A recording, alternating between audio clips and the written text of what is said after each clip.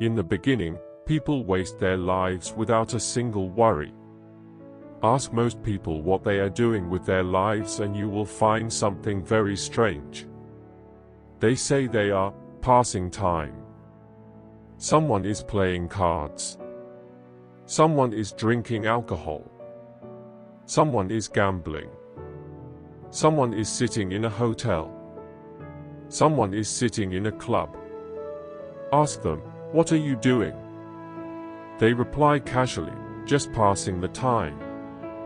As if time were something extra that needs to be cut and disposed of. But the same person, when death stands at the door, will scream and cry. If only I had 24 more hours.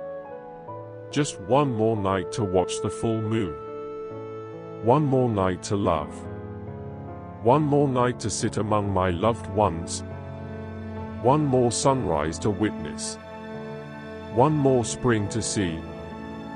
One more chance to watch flowers bloom. One more chance to hear the birds sing. Suddenly everything seems precious. But now it is too late.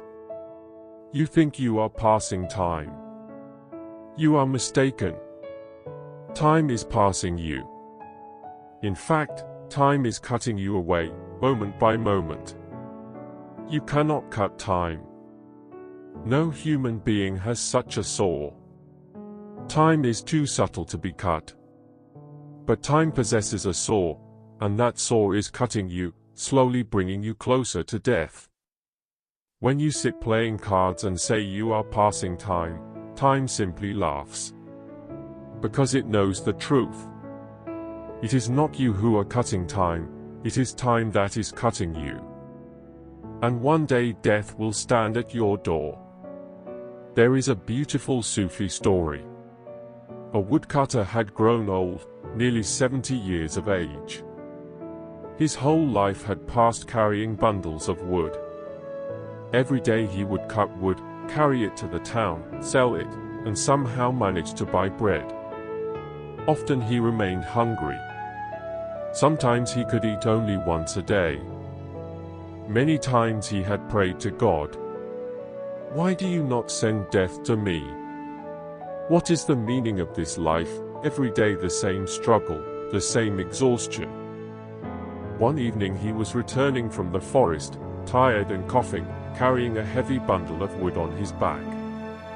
Suddenly he felt the weight of life itself. He threw the bundle on the ground, lifted his hands to the sky and cried, "O death! You come to everyone. Why have you forgotten me? Come now. Take me away." Strangely enough, that day death happened to be passing nearby. Death heard the old man's desperate call and appeared before him, placing a hand on his shoulder. "What is it, old man?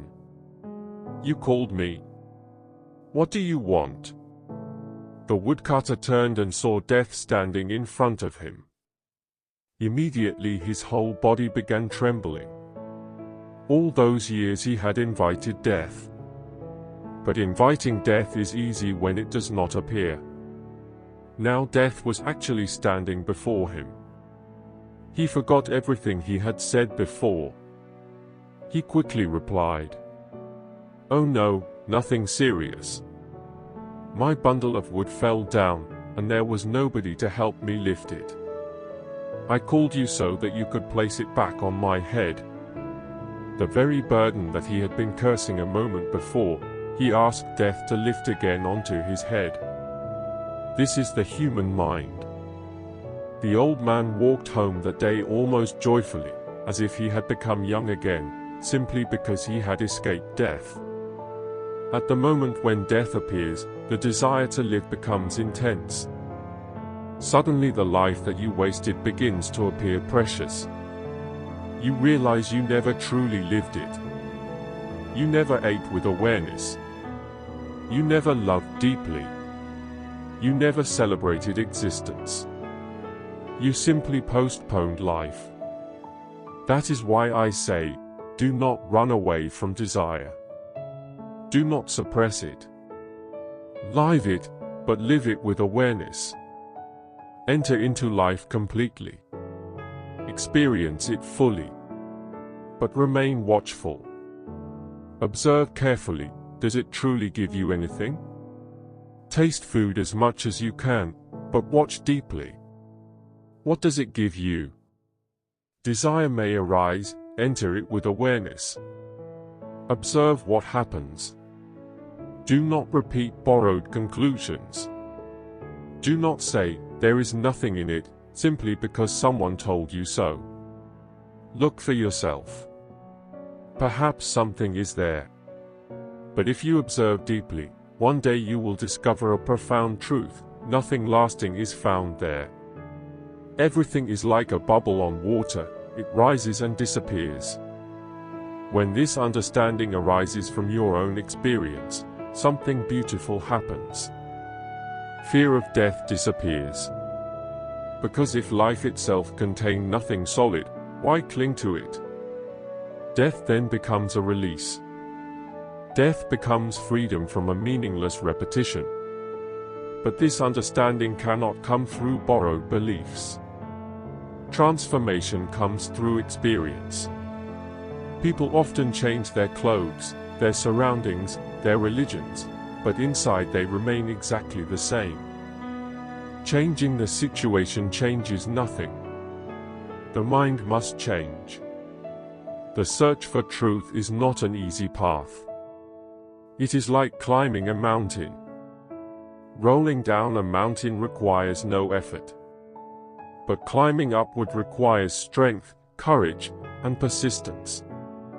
And the higher you climb, the more difficult the path becomes. The search for God is not for cowards.